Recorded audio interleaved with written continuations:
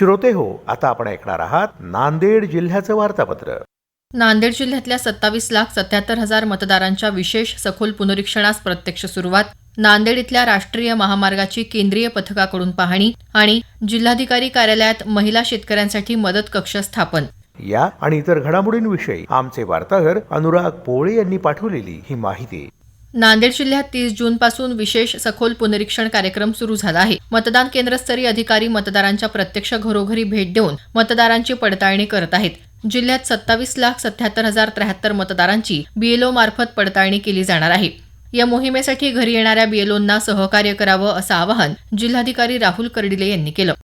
विधान परिषदेच्या नांदेड स्थानिक प्राधिकारी मतदारसंघाच्या निवडणुकीत भारतीय जनता पक्षाचे उमेदवार अमरनाथ राजूरकर हे विजयी झाले. या निवडणुकीत राजूरकर यांना 451 मतांपैकी 339 मतं प्राप्त झाली. त्यांचे प्रतिस्पर्धी महाविकास आघाडीचे पुरस्कृत उमेदवार कृष्णा नागेश पाटील यांना 84 मतं मिळाली. अपक्ष उमेदवार प्रशांत इंगोले यांना 5 मतं मिळाली. नांदेड लातूर राष्ट्रीय महामार्गावरील विष्णुपुरी इथं श्री गुरु गोविंद सिंहजी अभियांत्रिकी महाविद्यालयासमोरील उड्डाणपुलाच्या बाजूचा खालचा भाग अचानक कोसळल्याच्या घटनेची शासनानं गंभीर दखल घेतली आहे. या संपूर्ण प्रकरणाची उच्चस्तरीय तांत्रिक चौकशी करण्याचे आदेश देण्यात आले आहेत.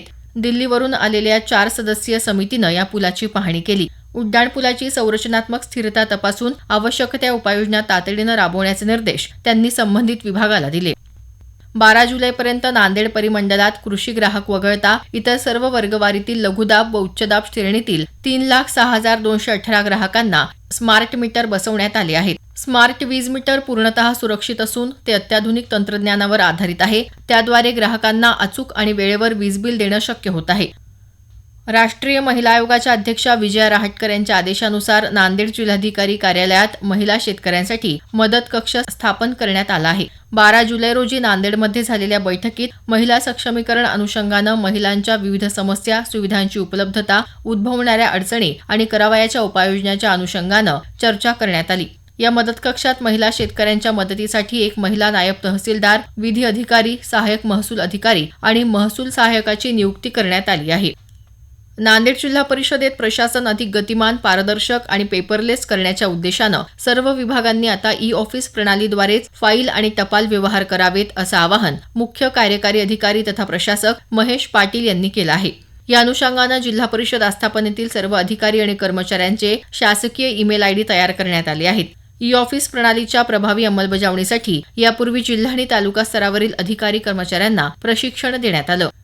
राज्य शासनाच्या पुण्यश्लोक अहिल्यादेवी होळकर शेतकरी कर्जमुक्ती योजनेच्या अंमलबजावणी अंतर्गत नांदेड जिल्हा मध्यवर्ती सहकारी बँकेनं जिल्ह्यातल्या 11,166 थकीत कर्जदार शेतकऱ्यांचा तपशील शासनाच्या ऑनलाईन कर्जमुक्ती पोर्टलवर अपलोड केला आहे. पात्र शेतकऱ्यांवरील थकीत कर्जाची एकूण रक्कम 95,92,00,000 रुपये इतकी आहे. लग्नात अख्ख्या गावाचा विमा उतरवून समाजासमोर आदर्श निर्माण करणाऱ्या पेटकर कुटुंबियांचं पंतप्रधान नरेंद्र मोदी यांनी मन की बात या कार्यक्रमात कौतुक केलं. कंधार तालुक्यातल्या बहादरपुरा इथं विवाह सोहळ्यानिमित्त पेटकर परिवारानं संपूर्ण गावाचा विमा काढण्याचा अभिनव उपक्रम राबवला. बहादूरपुरा इथल्या तब्बल 3,500 नागरिकांचा अपघाती विमा उतरवण्यात आला. गावातील नागरिकांना भविष्यात कोणतीही दुर्दैवी घटना घडल्यास आर्थिक आधार मिळावा, हा यामागचा उद्देश आहे.